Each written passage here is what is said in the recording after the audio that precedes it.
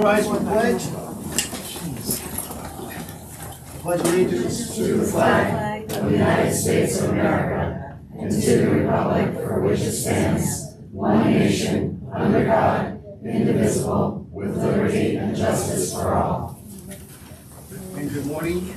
I'm going to switch up a little bit on this agenda. The first thing I would like to do is welcome our new County Commissioner, Christopher Saris. Welcome to the meeting.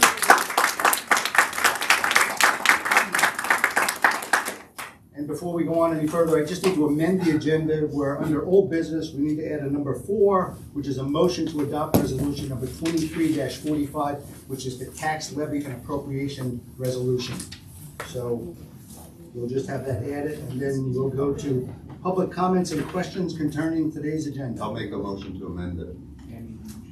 Oh, I thought we did it later. Okay, all right, that's fine. I got a motion and a second. Second. All in favor? Aye. Okay, so let's move on to public comments and questions on Go ahead. today's agenda. Anything?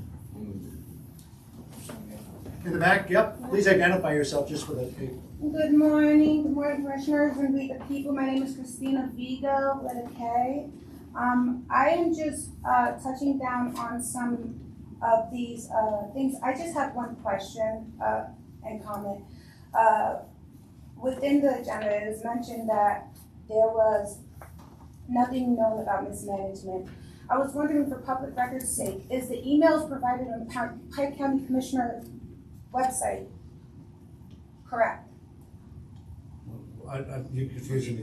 What's on the agenda? What are we talking about? I'm sorry. We're speaking about public knowledge of your emails and whether, when people send you information, if that means you will receive that information via email. Do those emails that are provided on public record Your email addresses, they are correct on the website. Yes, our email addresses are correct. I'm sorry. Okay, so you guys will all receive the emails that are given to you. We are. On the agenda, last meeting, is that allowed to be mentioned? What's Your minutes. In the minutes from the meeting, the previous meeting? Yes. Are we allowed I to guess. mention? Yeah. It was answered that we know nothing about mismanagement and we haven't received any emails. Are you also saying that you haven't received any emails through those emails provided by public knowledge on October 12th and October 17th regarding cases of mismanagement within CYS? Well, the question that was asked was, it had to do with a letter that was sent, I believe, to the press, an anonymous letter. We had never received that letter at that point. But, you know, at the same time, we don't respond to anonymous letters because there's nothing to respond to.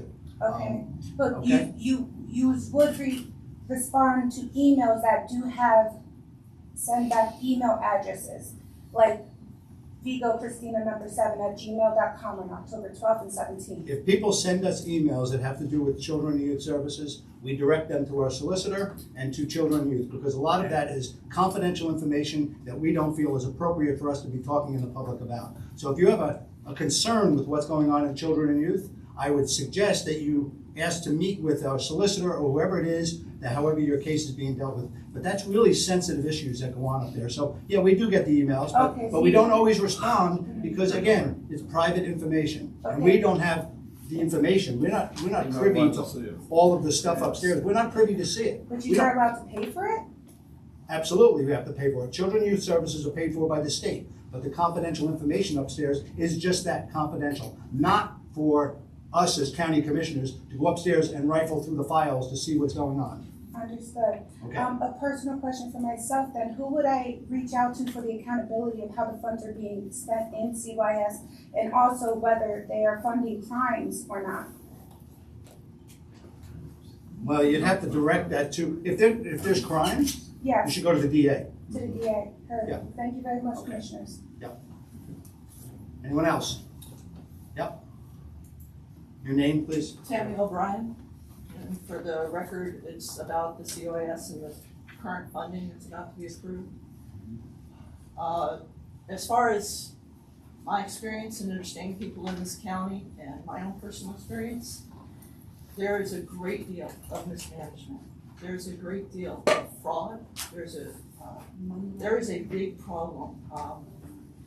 There was a person, Keanu Reeves, quite famous, asked to help provide some type of funding to create a system to deal with the black web, pornography and child trafficking issue.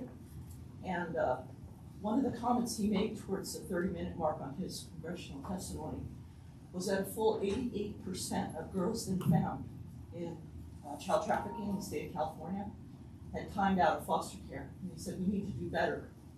This system is ripping apart families and taking children with malice. It's for money, and the money that you're proving is going to hurt families. It's not helping families. It rips apart good families. From what I've seen, some of the best. Because if they're Christian, they believe in God, they'll say stuff like, oh, spare the rod, spoil the child, they must be beating their kids. When in doubt, yank them out. They have a system that they teach social workers at a point where, they can't keep social workers in that position or doing that job because after they're in it for a year or two, they see the corruption and they turn around. David Jose from Texas, completely turned around. You're going to have to let the solicitors respond to this. With all due respect, each state represents their individual counties. In our state, we have something called NERO, Northeast Regional Office. Their job is to supervise this county and other counties. Pike County has been doing very, very well since they brought in SAMs. There's been no complaints and any issues have been addressed. No one in this county is trying to take anyone's children, just the opposite. The goal of the children and youth is to try to keep them in the family. We have many efforts to do so. So you can't compare us to other states or other situations. I'm telling you, I had personal experience. I understand that, but in regards to that, if you have a And I'm telling complaint, you, no, it's my not turn, just a my complaint. turn. If you have a complaint, you contact the person you're dealing with in our county. You can go make a complaint with NERO, but in fairness to everyone, that's not to be discussed at a public meeting. We're very sensitive to people's cases, and that should not be discussed in an open forum.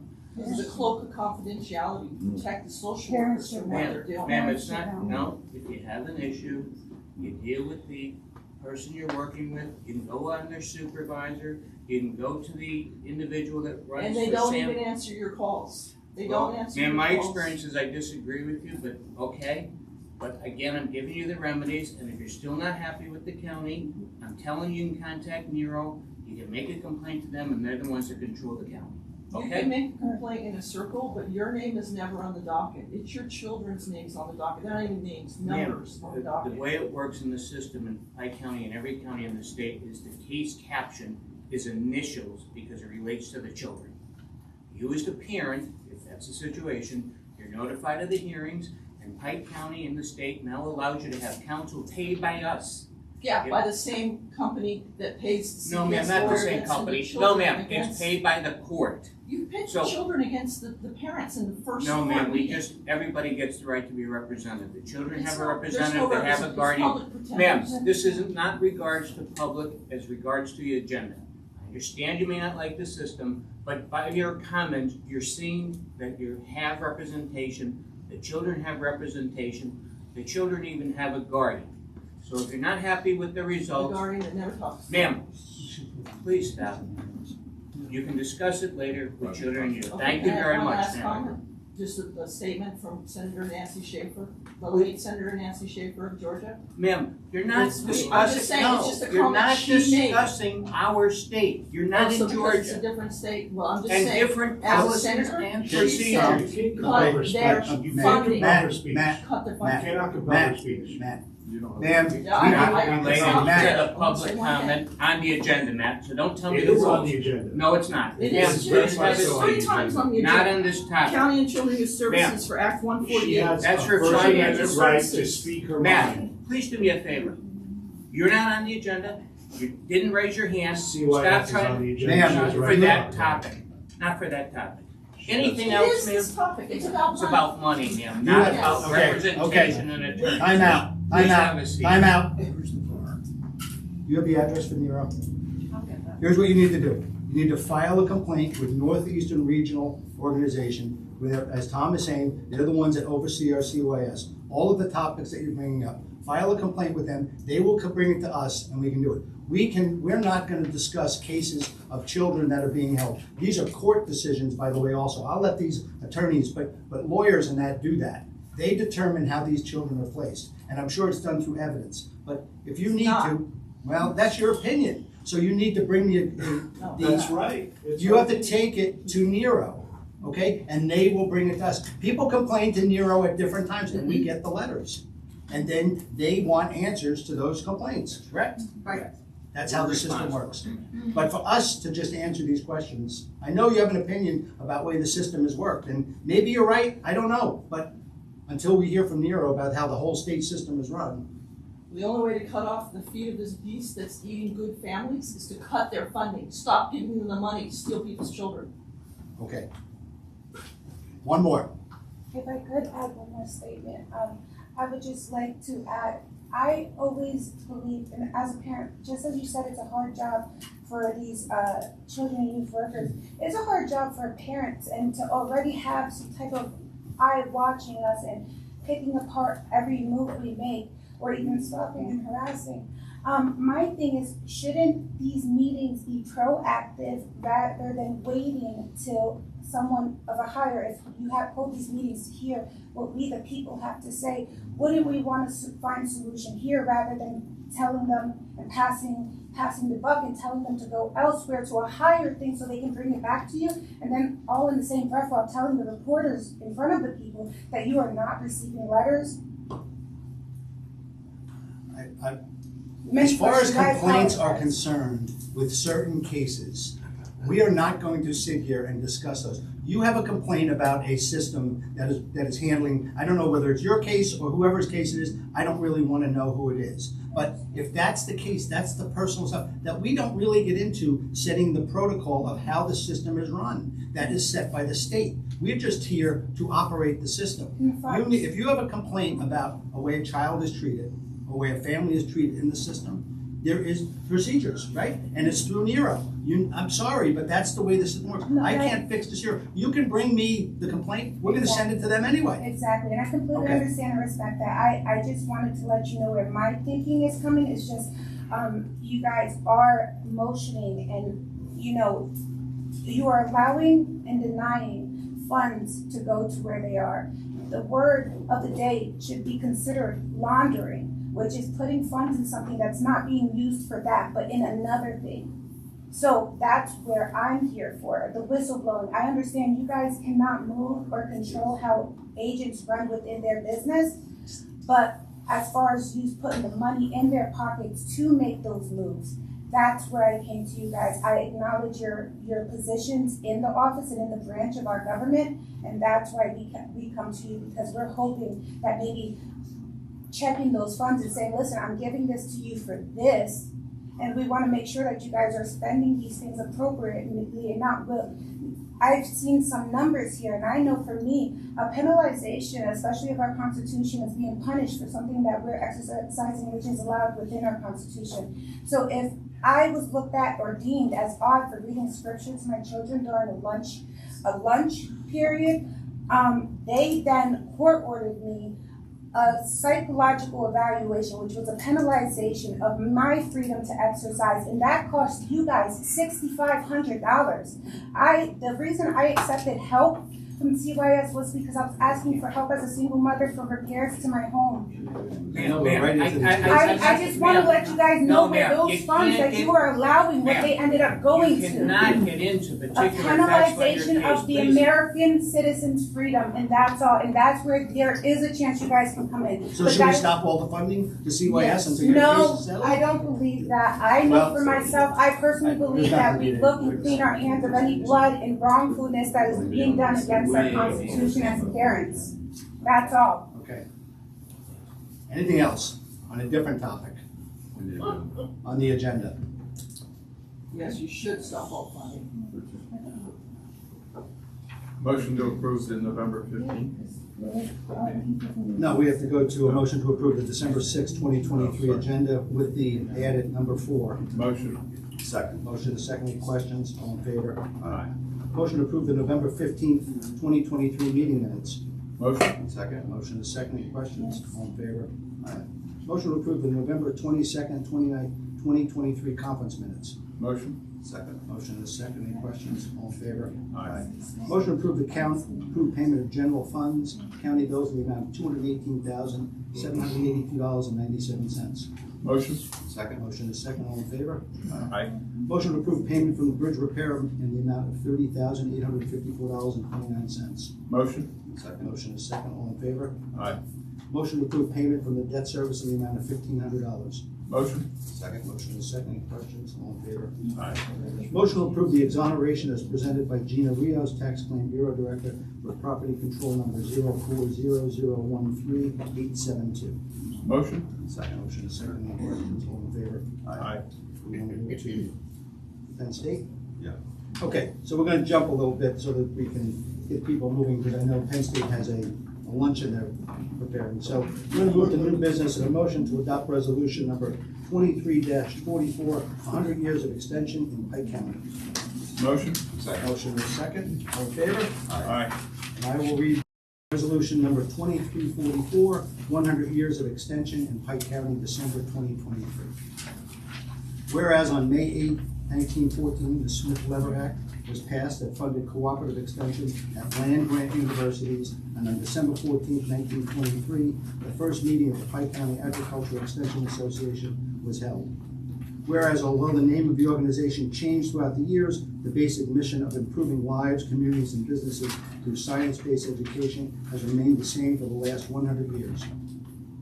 And whereas 4-H has been a constant and positive activity of the Extension Service, which started in 1924, with first honors being received in forestry, horticulture, and poultry, and has evolved into the first 4-H program in the Commonwealth of Pennsylvania to host a 4-H summer camp dedicated to the importance of first responders and community service.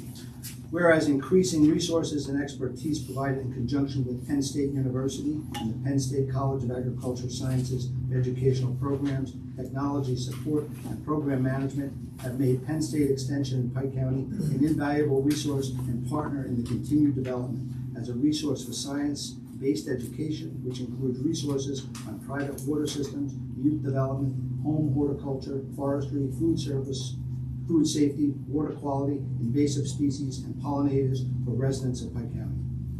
And now, therefore, we, the Pike County Board of Commissioners, wish to recognize and commend all of the founders, council members, employees, volunteers, and participants of Extension Service programs for their vision, support, and guidance. And further, we wish to invite all citizens of Pike County, Pennsylvania, to acknowledge and appreciate the Penn State Extension Service and all its members, both past and present, for the many contributions to Pike County on this, the occasion of their 100th anniversary of the founding. Well done.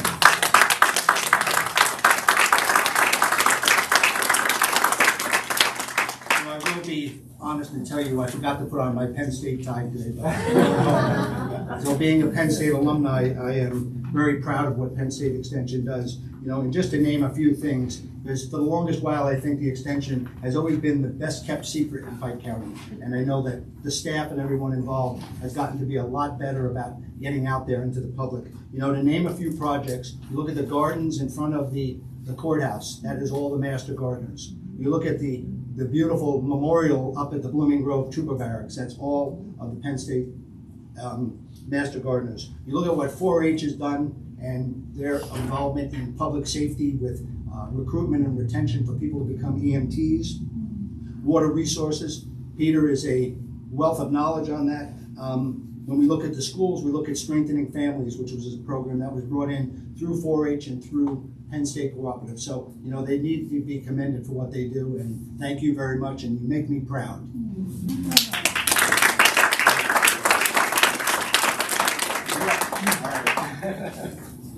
So, first of all, before I kind of get into my comments, I want to say thank you to the commissioners here.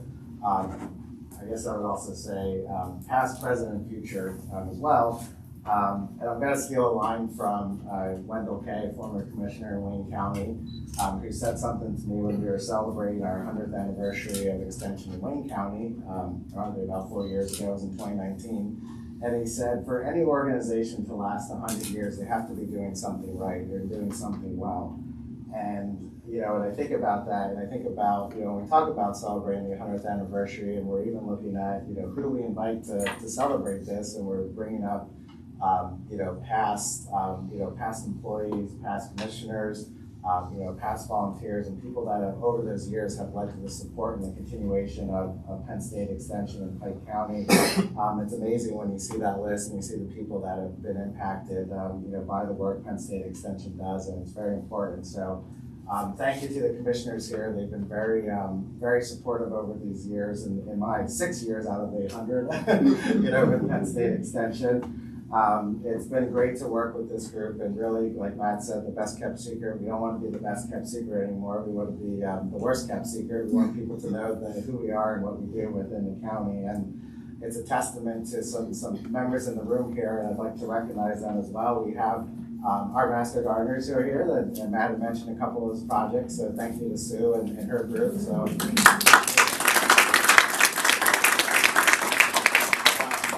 We also have some current staff and past staff as well, so thank you to your contributions to Penn State Extension. Also, thank you to our advisory council members. I'm sorry, Frank, we didn't have a chair for you. Frank is here. Yeah. Also, thank you. We have some past council members here as well too that help. They advise us and give us the inputs and ideas from residents of Pike County that allow us to, think of new programs, new ideas, and new outreach where we can, reach more members of the community. So. Thank you to everybody involved. Thank you again, commissioners, for this opportunity today. We appreciate it, and we look forward to the next 100 years of extension within in Pike County as well. So thank you, everybody.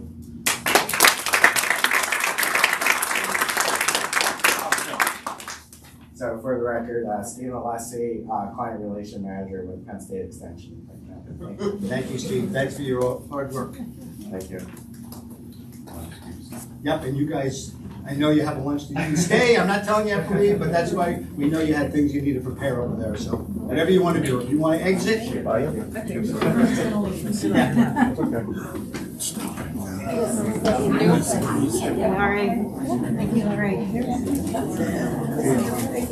we'll be over. Do some pictures.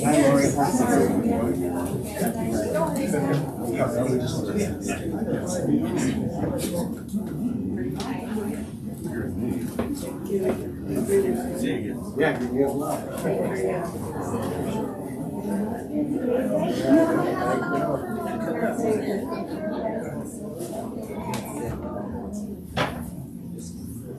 We got Jesus. Guys, be safe. Thank you. Okay, we're going to personnel. Motion to hire Rachel Pavlovsky as Clerk 1 to Managerial District Court 60-3-03 for a 40-hour work week effective January 2nd, 2024, pending drug test results. This is a replacement position. Motion? Second. Motion is second. Any questions? All in favor? Aye. Motion to promote Susan Dale to Tax Sale Associate in the Tax Claim Bureau effective December 18th, 2023. This is a replacement position. Motion? Second. Motion is second. Any questions? All in favor? Aye. Motion to change the status of Miriam Rivera from part-time clerk to full-time clerk in the Tax Claim Bureau effective January 1st, 2024. This is a replacement position. Motion? Second. Motion is second. Any questions? All in favor? Aye. Motion to rescind the transfer of Christine Irwin from Children and Youth Services to the position of Justice Opiate Coordinator in the District Attorney's Office effective December 11, 2023. Motion? Second. Motion is second. Any questions? All in favor? Aye. Motion to recess the Commissioners' meeting to hold a salary board meeting. Motion? Second. Motion is second. Any questions? All in favor? Aye. Salary board motion to convene the salary board. Motion? Second. Motion is second. Any questions? All in favor? Aye. Motion to approve the November 1st, 8th, 22nd, and 29th salary board minutes. Motion? Second. Motion is second. Any questions? All in favor? Aye. Motion to set the hourly rate of Rachel Pavlovsky at $15 per hour as Clerk 1 to Magisterial District Court 60-3-03 for a 40-hour work week effective January 2nd, 2024, pending drug test results. Motion? Second. Motion is second. Any questions? All in favor? Aye. Motion to set the hourly rate of Susan Dale at $16 per hour as Tax Sale Associate for the Tax Claim Bureau effective December 18th, 2023. Motion? Second. Motion is second. Any questions? All in favor? Aye. Motion to increase the hourly rate of correctional officer Tiona Atkins to $27.58 per hour, effective December 5th, 2023, due to the terms of the agreement between Pike County and AFSCME District Council 87 for the completion of 1 year of service as correctional officer for the correctional facility. Motion. Second. Motion is second. Any questions? All in favor? Aye. Motion to increase the hourly rate of the following correctional officers to $30.77 per hour, effective December 27, 2023, due to the terms of the agreement between the Pike County and AFSCME District Council 87 for the completion of 2 years of service as correctional officer for the correctional facility, Thomas Bogowski and Richard Stokesbury. Motion. Second. Motion is second. Any questions? All in favor? Aye. Motion to adjourn the salary board. Motion. Second. Motion is second. All in favor? Aye. Motion to reconvene the commissioners meeting. Motion. Second. Motion is second. All in favor? Aye. Motion to authorize the chairman to execute the contract documents for the Bennett Avenue Building 1 interior renovation project.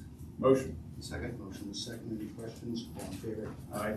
Motion to open bids for fresh bread and baked goods for the period of January 1st, 2024 and until December 31st, 2024 on behalf of the correctional facility. Motion. Second. Motion is second. Any questions? All in favor? Aye. Okay, we only have the one bid.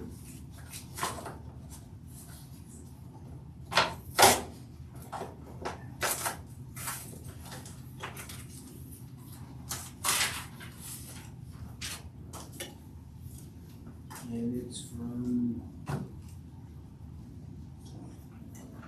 What's his name?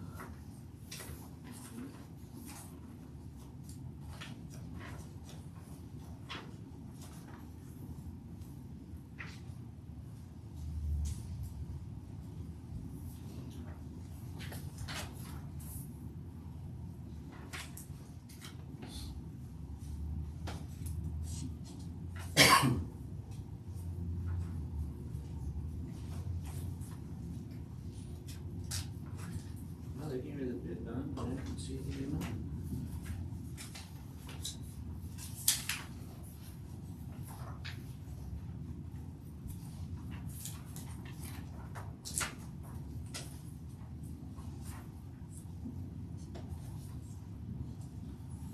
Oh, here we go. Total bid, $111,482. And then they presented bid bond, the amounts. Who was it, Tom? Yeah, that's what I'm looking for.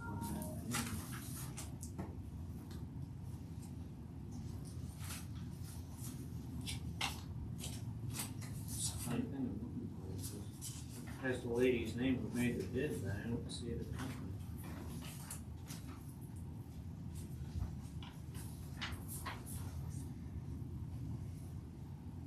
There's the corporation and the address, but it doesn't give me anything. That's nice. Oh, Bimbo Bakeries. Okay. We'll do a little bit of- Oh, Bimbo. Okay, so we have the amount, so could we have a motion to table this until the December 20th meeting? Will be reviewed by the correctional facility. Motion. Second. Motion is second. Any questions? All in favor? Aye. Number 3, motion to approve the 2024 Pike County budget. Motion. Second. Motion is second. Any questions? All in favor? Aye. Number 4, a motion to adopt resolution number 2023-35, which is the tax levy and appropriations resolution. Motion. Second. Motion is second. Any questions? All in favor? Aye. New business, motion to adopt resolution number, we did that one, sorry. Follow my checks. Motion to approve the following human service payment vouchers on behalf of the Office of Human Services Emergency Rental Assistance Program 2.0 in the amount of $3,600 and FAIR in the amount of $2,800. Motion. Second. Motion is second. Any questions? All in favor? Aye. Motion to approve the affordable housing payment voucher payable to Gatehouse Media in the amount of $48.74 on behalf of the Office of Human Services. Motion. Second. Motion is second. Any questions? All in favor? Aye.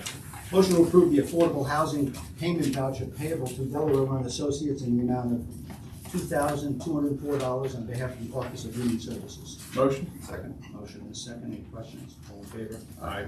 Motion to approve the affordable housing payment voucher payable to Delaware Run Associates in the amount of $2,923 on behalf of the Office of Human Services. Motion. Second. Motion is second. Any questions? All in favor? Aye. Motion to execute the County Children and Youth Social Service Program Certification Statement for Act 148 on behalf of the Children and Youth Services. Motion. Second. Motion is second. Any questions? All in favor? Aye. Motion to execute the Family First Transition Act invoice claim on behalf of Children and Youth Services. Motion. Second. Motion is second. Any questions? All in favor? Aye. Motion to authorize the chairman to execute the Medicaid administrative invoice claim on behalf of Children and Youth Services. Motion. Second. Motion is second. Any questions? All in favor? Aye.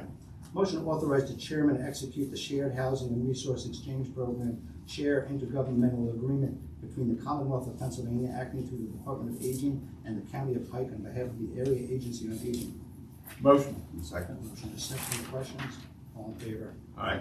Motion to authorize the chairman to execute the 23-24 CAP Grant and Aid Program Sub-Grant Award Notification on behalf of the Adult Probation Department. Motion. Second. Motion is second. Any questions? All in favor? Aye. Motion to execute amendment number 2 to the Electronic Monitoring Service Agreement on behalf of the Adult Probation Department. Motion. Second. Motion is second. Any questions? All in favor? Aye. Motion to execute the fiscal year 23 State Homeland Security Grant Program Grant Agreement on behalf of the Office of Emergency Management. Motion. Second. Motion is second. Any questions? All in favor? Aye. Motion to authorize the chairman to execute the service agreement between Forensic Pathology Associates and the County of Pike on behalf of the Coroner's Office. Motion. Second. Motion is second. Any questions? All in favor? Aye. Under miscellaneous, again, we have the Penn State Extension calendar events. The other thing I want to announce is tomorrow at 11 o'clock is the Pearl Harbor Remembrance Day. We'll make a point of making it across the street to remember those who suffered during that horrible day. One other thing I wanted to bring up, and I've done this at other times, and I got it over here. Mr. Peterson? Nope, I got it. So, you know, we had formed the initiative which gives training to anyone in this county that wants to become an EMT, and it's a scholarship program.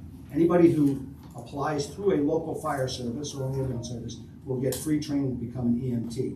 This has proven to be extremely beneficial to the county. We have put through, I believe, I want to say 70 or 80, maybe even more individuals who now either volunteer in our county or working in our county or are working in other regions. We also offer that service, but at a fee for anybody outside the county. The reason I bring this up is because last month we had somebody who made a generous donation, and we think we should recognize these people because it's not just us funding it, it's the public who's funding it at this point. And in this case, there was a donation of $1,000 by Charles Petershine, and I just think it's important that we recognize these people in our community that make this commitment to make sure that all of us stay safe. So I just wanted that into the record. We sent him a thank you to recognize his generous donation, and we open it up to other donations also. I think the fund right now has about $60,000 in it. It keeps on revolving to that number. We always want to keep it somewhere around 60 to 100 so that it's self-sustaining, and it has been for, I think, 4 years now since we've been doing that. So, with that said, the next thing we have is a presentation by the Pennsylvania State Police, Community of Engagement and Heritage Affairs. We have Trooper Quinn and Trooper Bennett, correct? Yes. They're here. Thank you. Thank you for coming.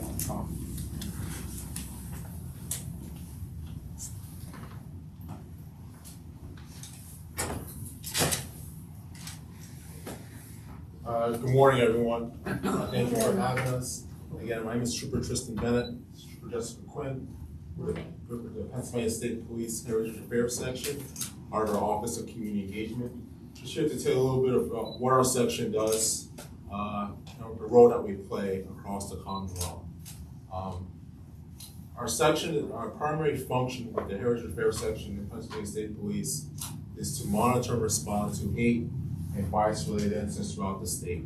So these are incidents that are particularly motivated by usually race, religion, national origin, gender, whatever it is, whatever any of those type of issues that may be triggered, that may happen, where it's handled by, it happens in our communities, our schools.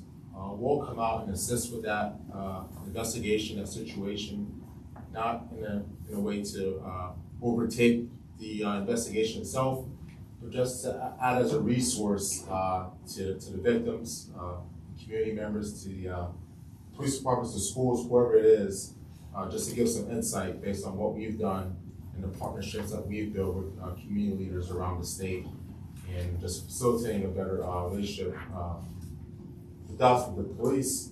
And there's a police sensitive issue, like an officer involved shooting, community might be enraged or something like that. We try to go out to see those types of incidents, just to continue to build that relationship with the community members, make sure there's transparency.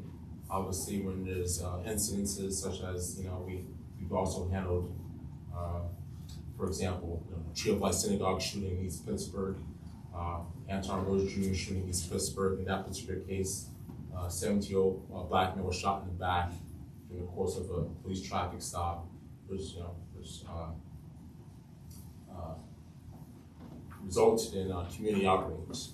So we go out there, foster that relationship with the community members, answer their questions, all in an effort to mitigate the tension that might happen when we have those issues that might arise in our community. Outside of that, we have numerous partnerships with different groups,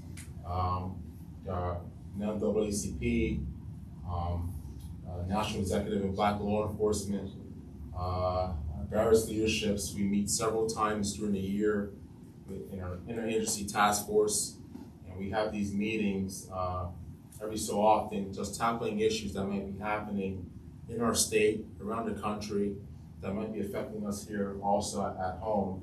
And we try to figure out ways how we can resolve these issues by coming together, members of the Attorney General's Office, Anti-Defamation League, U.S. Attorney's Office, our local DA's office, the FBI, all these different resources that we all come together to try to combat these issues, figure out how we can mitigate any type of tension that's happening in our areas. And it's a great collaboration that we have, that we we're constantly meeting with each other, getting different input and ideas, which is a benefit to us and to our communities, and all the agencies that are involved in that. I don't know if anybody recalls last year, McAteer and Will Real Estate, they had a truck parked in the Key Foods parking lot in Milford. Somebody actually spray painted the side of it with swastikas.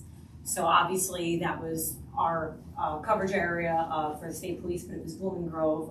They responded, but they notified our unit of it because of the anti-Semitic language that was portrayed on the side of the vehicle. So our unit actually oversaw that while Blooming Grove was actually investigating it. So we were assistants to McAteer and Will, them being the victim, and obviously any assistance that we could give the troopers at the barracks with any further investigation. So just something that kind of hits home a little bit, just to kind of show you the work that we're doing within the community. Another function of our assignment is education. We educate the public, starting with our own cadets at the academy. A lot of them come from rural parts of the state, and when they get there the first time, before they get out on the road, they might have had any interaction with a minority in their entire lives up until they get out there. They're making that first contact with that motorist or going to a call.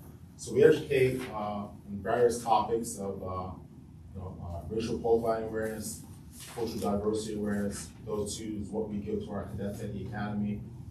Cultural diversity at the beginning, racial profiling awareness at the end. We also educate on de-escalation strategies. We talk about the history of policing and minority engagement. And those are for either local departments, federal or state departments as well as community members as well. We do school facilities, their faculty, just to kind of bring them up to speed with cultural diversity and things of cultural competency. Outside of law enforcement, in communities, we go into schools, talk to kids about awareness on using cell phone responsibility, stuff like that. Educate them on that, because obviously we live in an age where the phone kind of gets them all into trouble. So kind of educate them on what could happen if you send this type of text message or you say this online. Make them be aware and hold them accountable for what they're posting as well. Outside that educational piece that we do, we also act as a tension response team.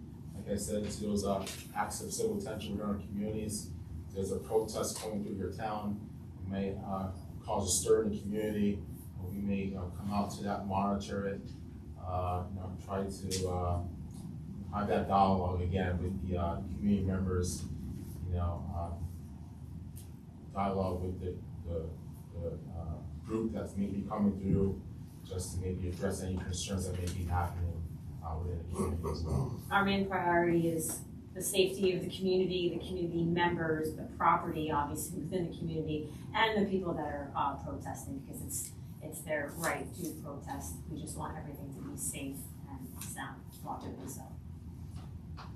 And overall, it's just us bridging the gap between the community and police. Talking about diversity. We have a lot of people. The demographics are always changing. We have a lot of people coming from out of the country. People that may not have that positive view of policing from their native country, where they may not view them in the most positive light. So we try to change that narrative here, let them know that build that relationship with them, going to their events, community events, just building that relationship, just helping us kind of work together more, because it will help in the long run. Obviously, we need them, to make our community safer. Obviously, we want them to trust us when they call us, to respond to those calls, and there's no concern about us not being a legitimate agency or anything like that. So just continue to build that relationship with the community members. That's our primary focus. Our community leaders, just addressing their community concerns, and just keep on playing that active role. That pretty much summarizes Good what our unit does. Do you have something? Quick question. It seems like some of the hate speech that people become aware of, if they bother to look, is on the internet, Facebook, and other virtual platforms.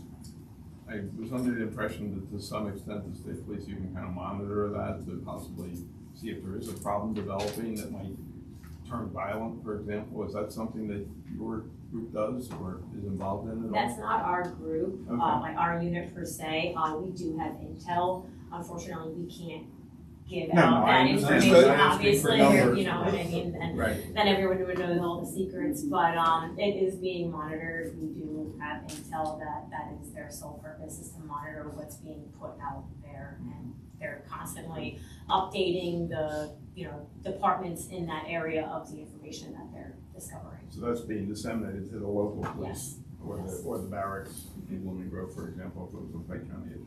Yes. So I guess on that topic, it's important that people, if they feel threatened by being verbally attacked or whatever, that they should report that. Absolutely. They should Yes. report that. And that, Absolutely. And there is hate speech and hate crime. Correct, Now, sometimes there's a gray area with that, and obviously, if you're still offended and you're unsure, report it. The least, the worst thing that can happen is that you're told that it's not a crime, but at least it could still be documented and shown that, some incident like that happened, so that if maybe something progresses and gets worse, it's shown that there's a trend. And not knowing if that's not the only call you got, because no one would know. Because Exactly. you're not going to divulge Exactly. this issue. So it is important. We've had that discussion here, that when people feel threatened and people are acting inappropriate towards you, and you feel threatened, you should notify law enforcement, whether it's the state police or the local police department, just so that it goes on record. Delaying that does not help anything. And we know statistically, hate crimes are underreported Yes. because people are afraid to talk about it, to say something about it. Or retaliation. Right. They're either too embarrassed to talk about it, or the retaliation that they're afraid will the recourse after reporting. We see that today on the news, what's going on in the world with everything in the Middle East and everything that's transposed into this country. And that's just, there was a topic on the news about that we need to report this, we need to tell somebody.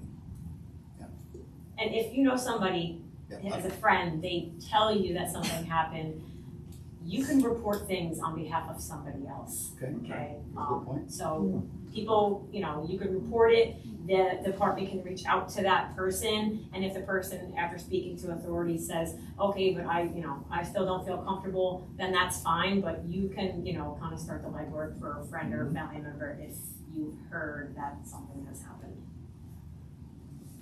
You have a question? Yes. So hi, my name is John Hellman. I'm the Vice President of Advocacy for the Traverse City Pride Center. So thank both of you for coming, and thank you to the commissioners for making this happen. It's been a 6-month journey of fun for all of us, I think. So we're really excited that we get to have this conversation. I have 2 initial questions. I think one's an easier question than the second, so I'll ask that first.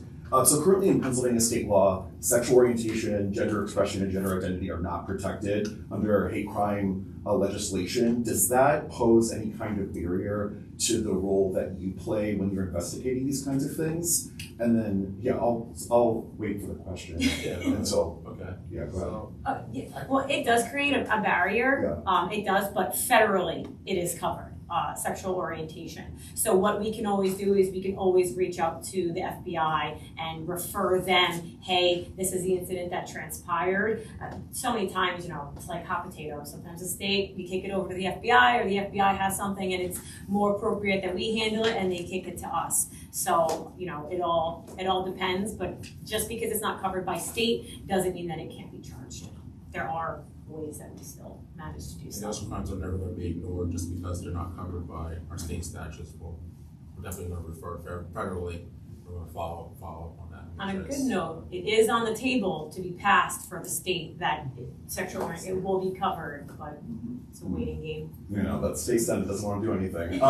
So my second question, and I think this is a broader question, and I would love your professional expertise in sort of helping us think through this. What are the signs that you look for when you're looking at particular communities, if they're at greater risk for some kind of incident that targets specific groups of people? I ask that because over the last year, there have been a lot of different incidents that have been documented by the press and by various community groups of things targeting not only the LGBT community, but targeting our Jewish friends, targeting people with disabilities, targeting a whole host of groups. And I think one of the pinnacle parts of that was, and on Mother's Day, there was a banner hung up on the mountain facing the Delaware Valley School that says, "Proud Boys, we are everywhere."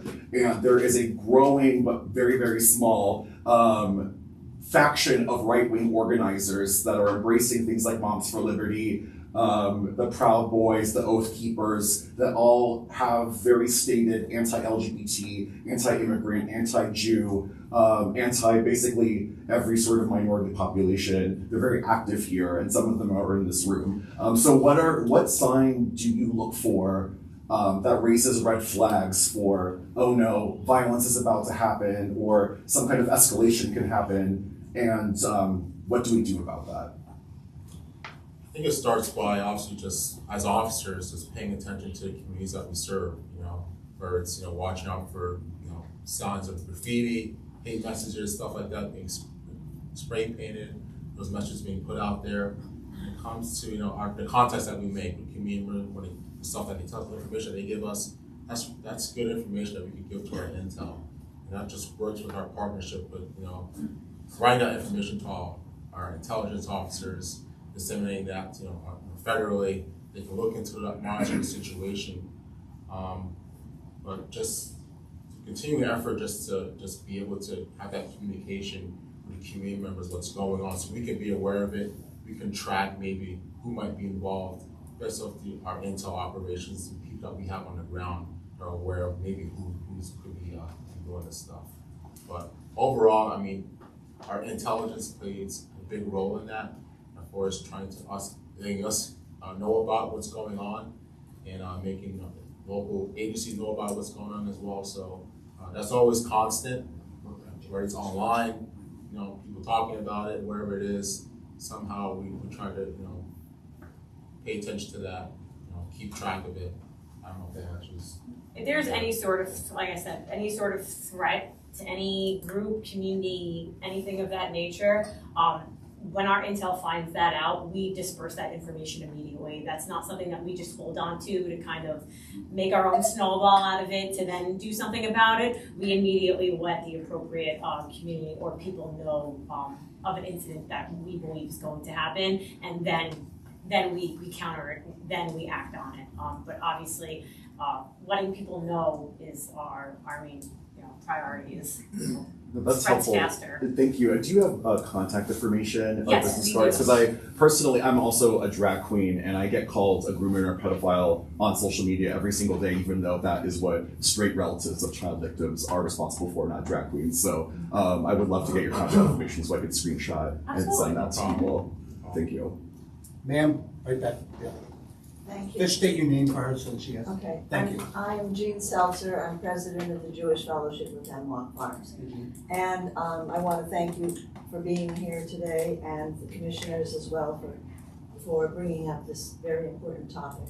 And I'm sure all of you can understand why the Jewish community is very, very concerned with anti-Semitism, and not just anti-Semitism, but hate in general. And my question is, how can we as a county be even more proactive in taking steps to create a dialogue between those that we know are espousing hateful language, anti-Semitic, anti-gay, other nationalities, to come to an understanding, to try to understand each other's positions better and how we can work positively and live positively together and not have to live under threats. I mean, the Jewish Fellowship, especially when we're having larger services, we have to hire the services of our public safety in Hemlock Farms, as I'm sure the commissioners and the state police know. And members of the state police have been in touch with me, and I'm very grateful for that relationship. But still, there's a need for us to be able to form, I think, a more constructive dialogue. And we know that there are forces in this area that have espoused violence. And we're spending money. We don't have a lot of money, but we are forced to spend increasing money for protection, for police protection, security guard protection, just to be able to conduct a service, which is something that is a constitutional right. And so I would just say that, I thank you for bringing this topic up, but I hope that out of this can come some concrete steps to work toward peaceful solutions. Thank you. Thank you. Kevin was first, and then you, Matt. I'm just trying to. Kevin Holian, Dingman Township. When you talk about hate, I'm probably the most hated person, or one of the most hated persons in Pike County, if people follow social media. I've had death threats. My home has been burglarized. I have probably over 1,000 screenshots of people sodomizing my wife, killing my dog over the past 6-7 years. So over the past 6-7 years, I studied hate pretty deeply. You talk about microaggression, you talk about hate crimes, and actual physical crime, hate speech, and cyberbullying. More so, I think as human beings, we need to study our own bodies and brains and realize the love-hate brain circuit that starts with the inferior frontal cortex. When you have the emotion of anger, the emotion of contempt, the emotion of frustration, the emotion of mistrust, starts boiling within inside you, and a chemical called oxytocin, not oxytocin, you know, the opiate that the kids use, oxytocin, starts engaging, and you escalate to hate. You escalate to hate. It's not a sin, it's a human reaction. It's a human reaction. Yet, as humans and a part of a society, we need to be able to impulse, control that escalation.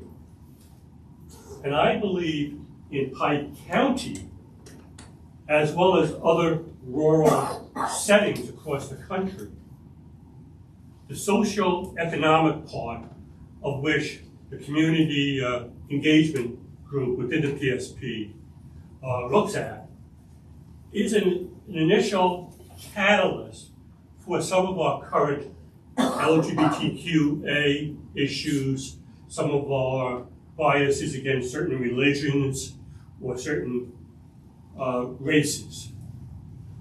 I mean, you can talk about Mount Haven, Hart Haven. You can talk about LGBTQ and the concern of, oh my God, we're going to turn Milford into the gay Riviera. Or currently, with a certain quasi-conservative individual buying up a lot of land. Oh my God, we're going to turn this into the home of Rod of Iron or, you know, the Proud Boys and the Oath Keepers. If we look at the reality that socioeconomics is part of our life, especially in rural counties like Pike. Yeah, you know, we're not the richest county by far, you know, but the average income is $64,000, $65,000. That's not considered overly rich in today's America. So we see ourselves sometimes when people want to come in and be included within Pike County, and they have different ideas due to the different socio-economic level that they're at. We have to control that. So when it comes to our two troopers that I believe are very courageous and brave troopers, because being in a job like that, it's not a career grabber. It's very challenging. And these two individuals need to be applauded for taking on a job like this. They really do. Lastly, think of why you're jumping from being angry at somebody or frustrated at somebody or contemptuous at somebody, or you just misunderstand them. Take the time out and just learn about the other group. And that includes also, you know, our current Water versus Warehouse, or the work with CYS, I'm sorry, and NERA. Just look deeper first before jumping to a judgment and a call of hate. Thank you, Commissioners. And thank you, Troopers. Thank you. Matthew Contreras, thank you, Troopers Bennett and Quinn, for coming and your service. When was your section started? What year? Started 20 years ago. My other question is specific to Pike County. What incidents of LGBTQ hate have risen to the level of the McAteer Will incident in this county last year? A number, do you have statistics? I do not.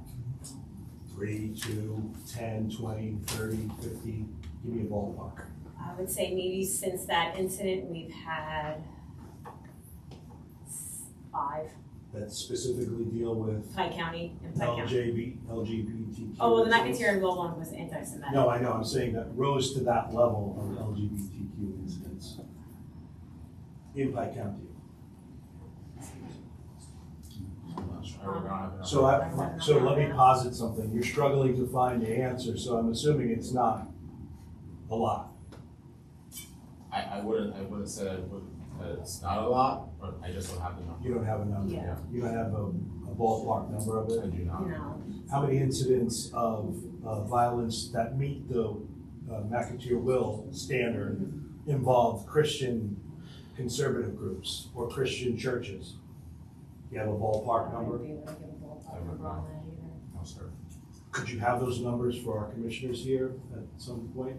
I could ask our department for them to disseminate that information. It would only be for the year prior because every year stats are done. They're not done quarterly. So I would be able to get last year's stats, but not this year's until obviously January. That's fine. I think that's sufficient. I think the commissioners and the public would be interested to know that. And I would ask that you bring back to the barracks that maybe it would be in the Pennsylvania State Troopers' interest to also have a community outreach organization that involves the citizens of the Commonwealth who are feeling that not only their police departments but their governments have led them astray. And I thank you for your time. Anyone else? Yeah, I would like to, I would like to bring, my concern is bigger about the whole country. A few months ago, the President Biden came to Philadelphia and called millions of us as some we are extremists, we are MAGA terrorists, we are poison to democracy. And this language is going on from the top of the government to all the agency. And many people now don't trust the FBI, don't trust the Department of Justice. They see people being put in jail, being basically five of them have committed suicide. And you have people we call the Western Gulag.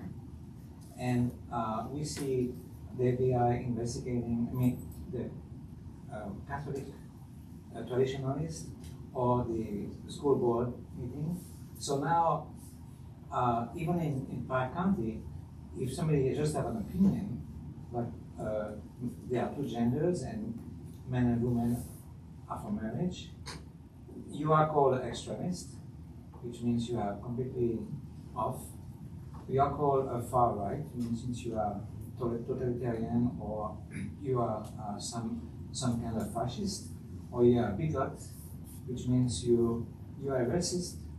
And basically, I think the number one group being now targeted are conservative Christians or MAGA Republicans.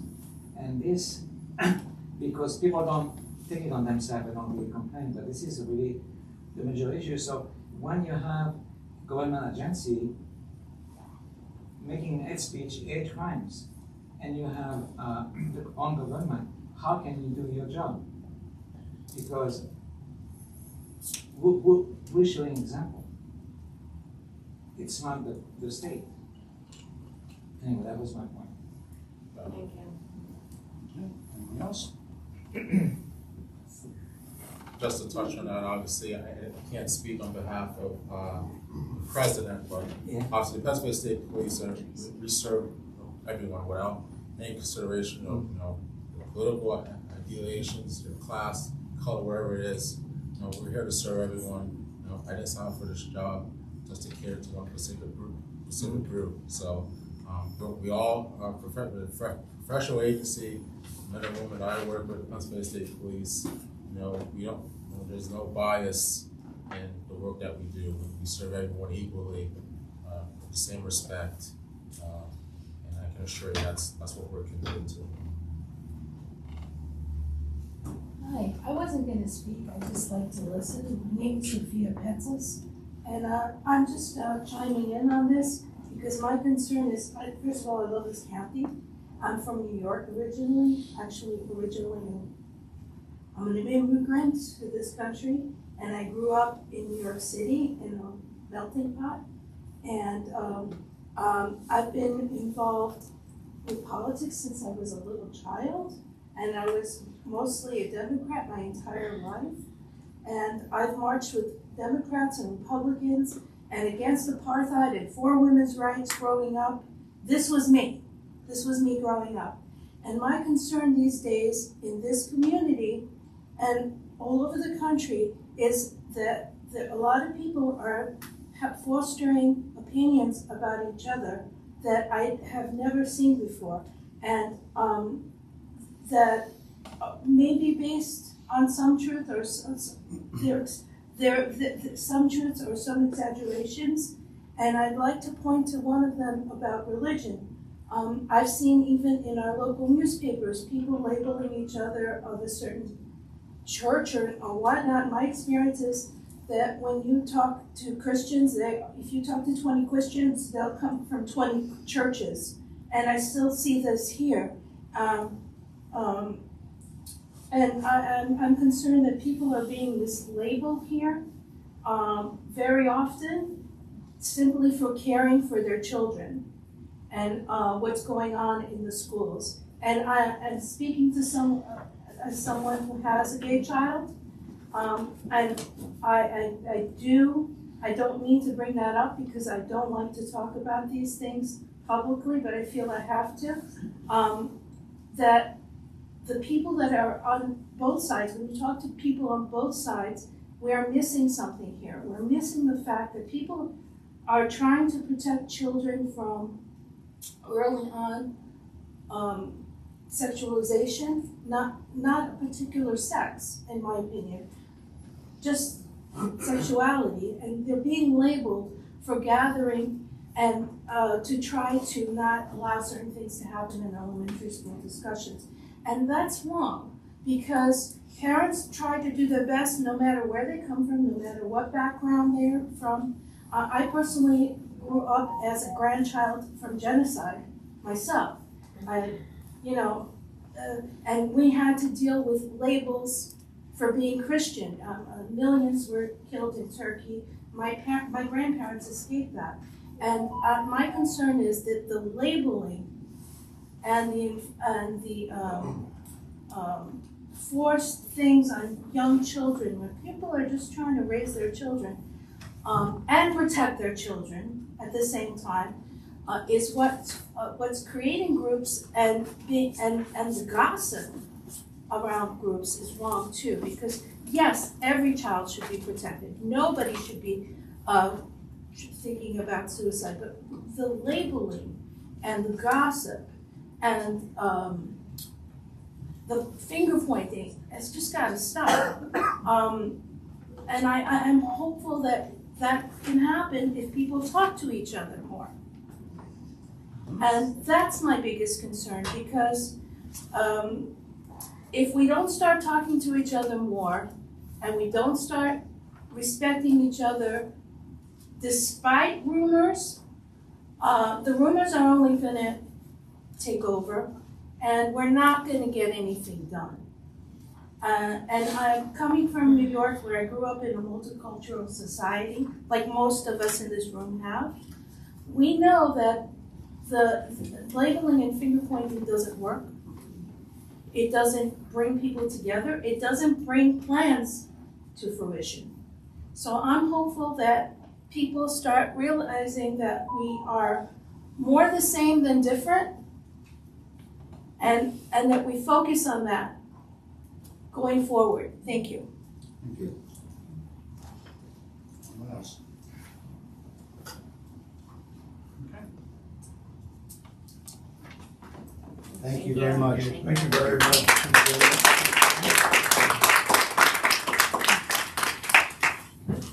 Person public comment.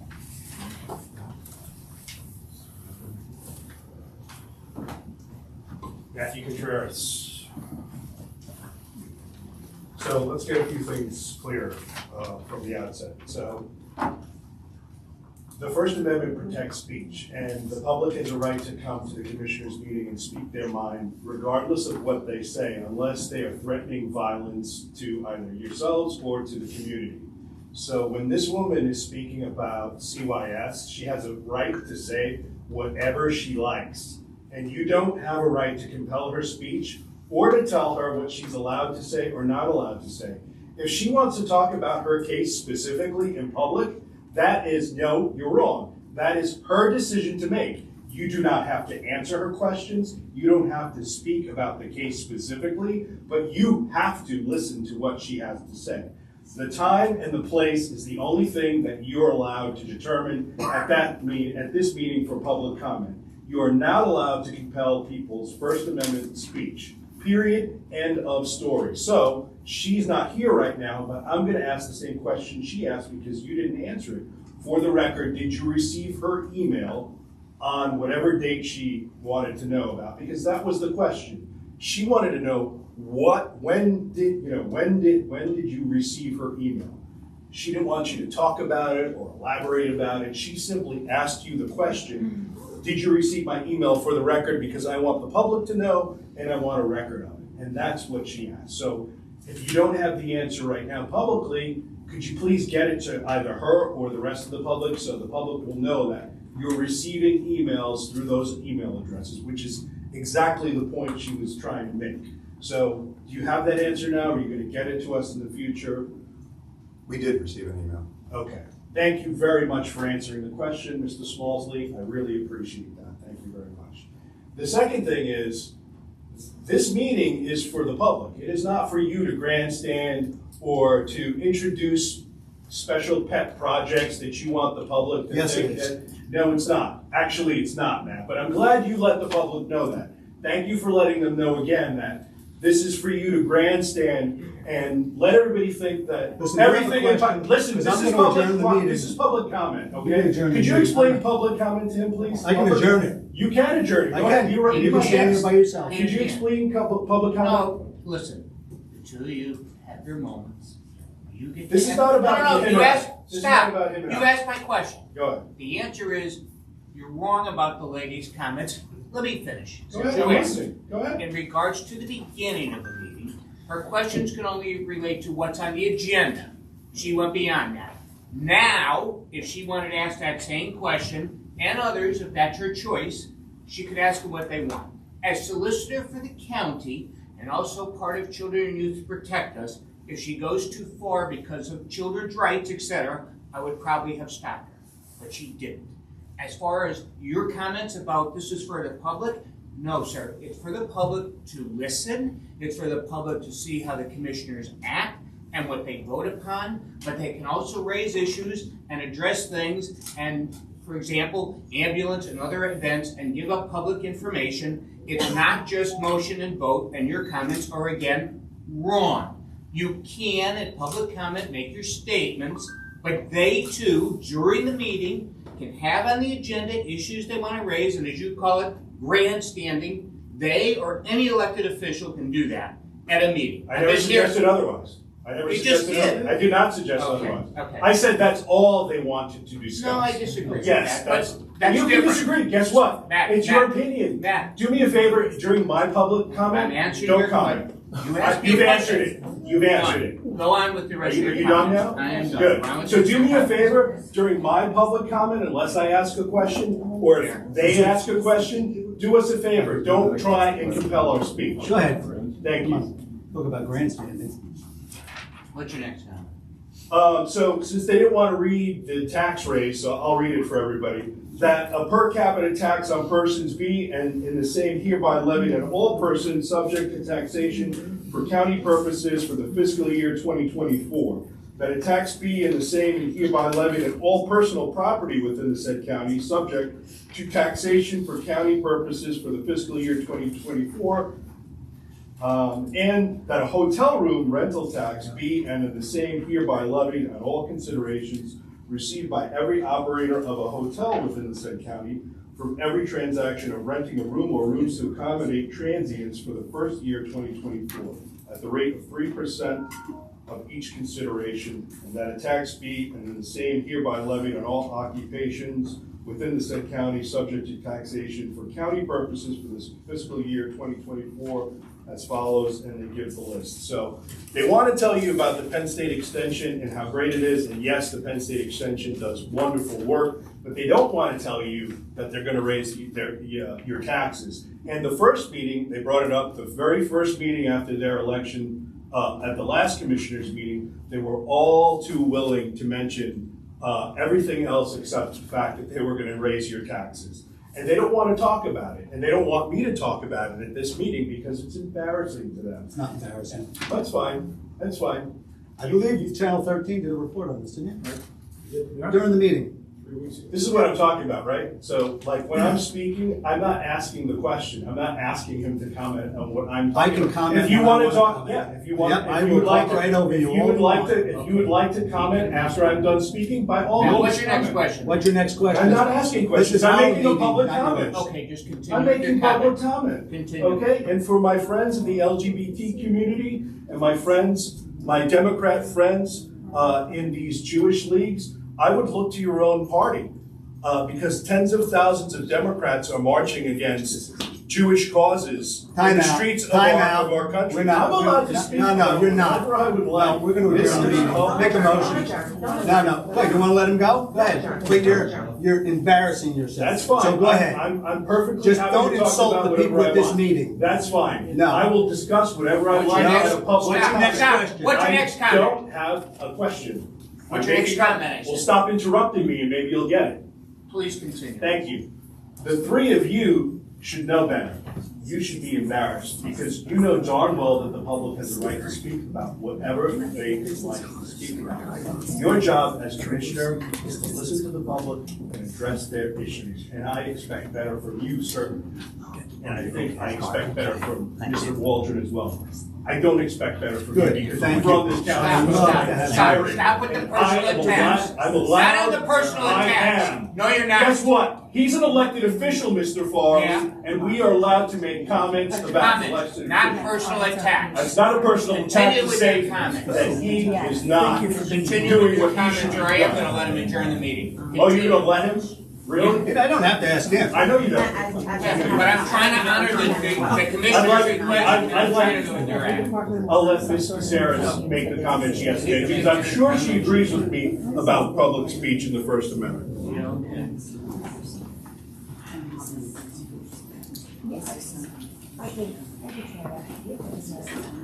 Krista Caceres, Bushville, Pennsylvania. Good afternoon. It's been a long morning.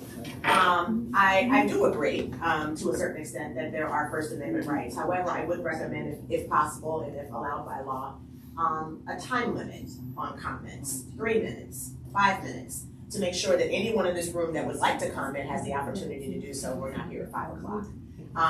With that said, the main thing I just wanted to say in general, it is an honor, and I don't necessarily want to do this, but I just feel like I need to. It is an honor to be elected to serve as the next commissioner for Pike County, and I want to applaud Commissioner Waldron for all of the fine work that he's done from the time he was appointed, as well as the fine work that you've done throughout your career working for the county. And I just wanted to publicly say that to you, that I appreciate what you've done, as well as the other commissioners. But I will say something to the adults in this room, and I want people to really hear me. We must have civil discourse.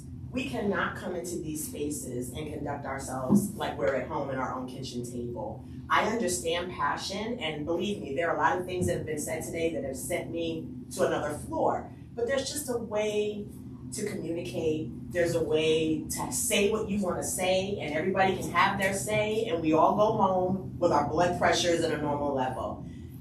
Yelling back and forth and all of this kind of stuff, it really, really is not helpful to progress. This is a governmental agency, a governmental body. There are limits on what they can do. There are limits on the ways they can respond, and Matt, I know you know that. I'm just simply saying, when I'm sitting at that seat, you're not gonna yell at me. I'm just gonna make that clear. You're not gonna disrespect me, and you really shouldn't be disrespectful to anyone in this space, because at the end of the day, they have a difficult job, and I'm not gonna agree with every single thing that they do either.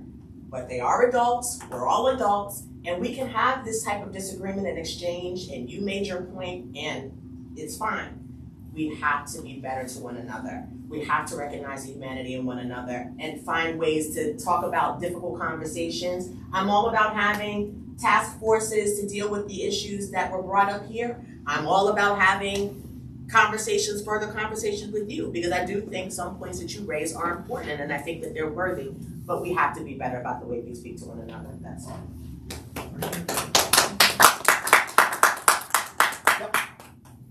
Gail Melvin, I'm a resident of Hemlock Farm. Gail Melvin? Melvin. Okay. M-E-L-V-O. Just so you got it. Yeah. I appreciate Ms. Charis's comments and everybody else's today. I had heard that there was an interest on the commission, of the commissioners, for a task force against hate. And I feel very strongly that is someplace where people of different opinions can come together, and somehow we might be able to understand where somebody's going wrong or explain something to make things easier, so that we can get beyond violence and or stop the violence and any threats before they happen.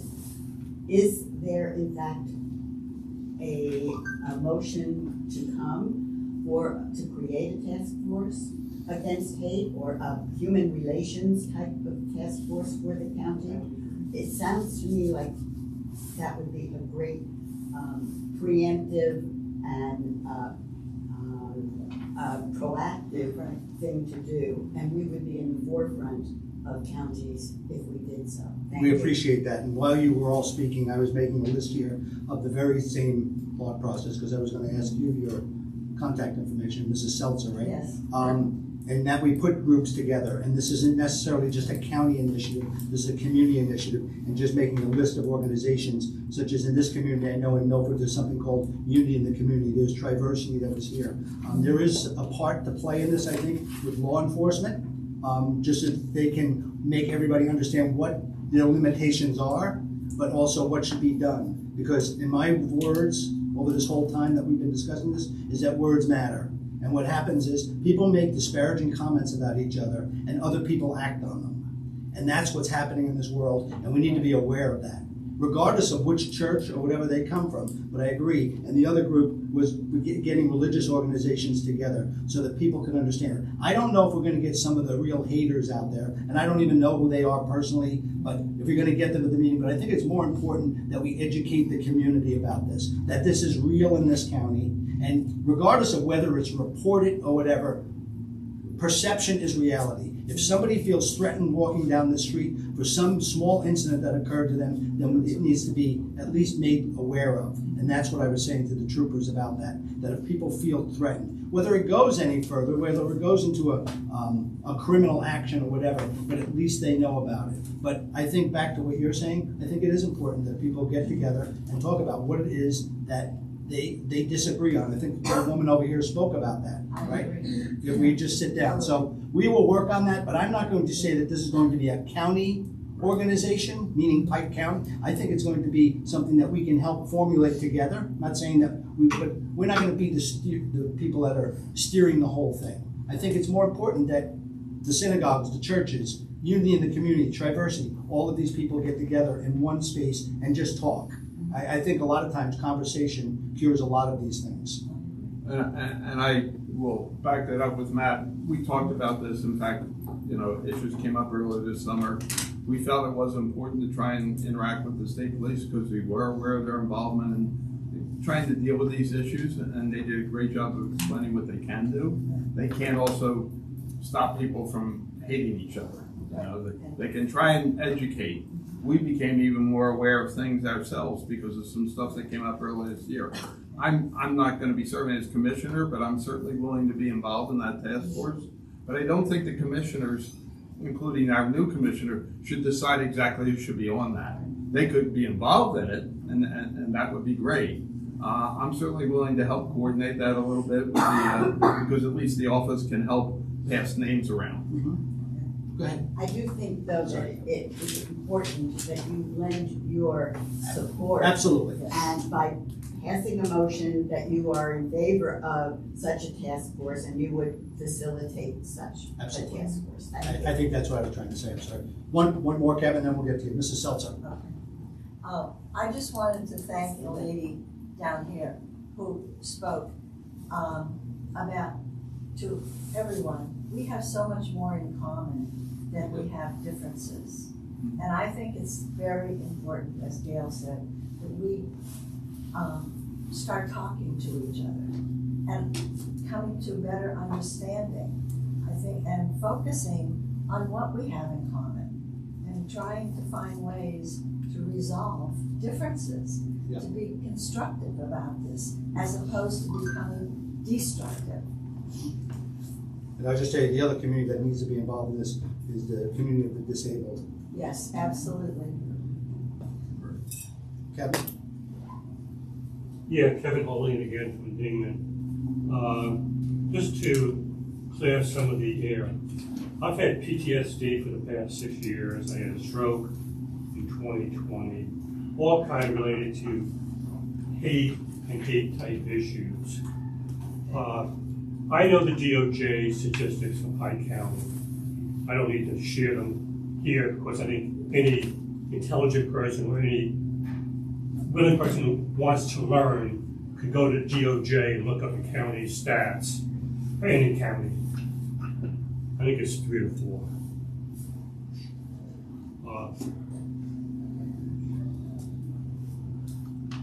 Even if it's only one incident of hate, it's too many. I can care less about myself. I'm thick-skinned. I can take a kick in the face or the groin. The impact of other people, like my wife Debbie, she has generalized anxiety disorder because of what happened to me. And that's what preaching intercourse Pennsylvania angers me. Read between the lines, guys. Okay? And that's what we gotta stop here today. You know, the troopers are helping, they're part of the equation. Ray Tompkin, our DA's another part.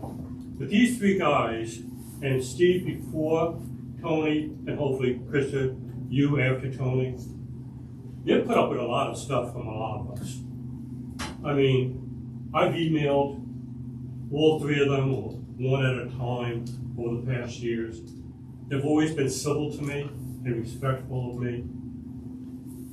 So please, nobody get the idea that anybody up there, and then when Krista, you up there, is ignoring you.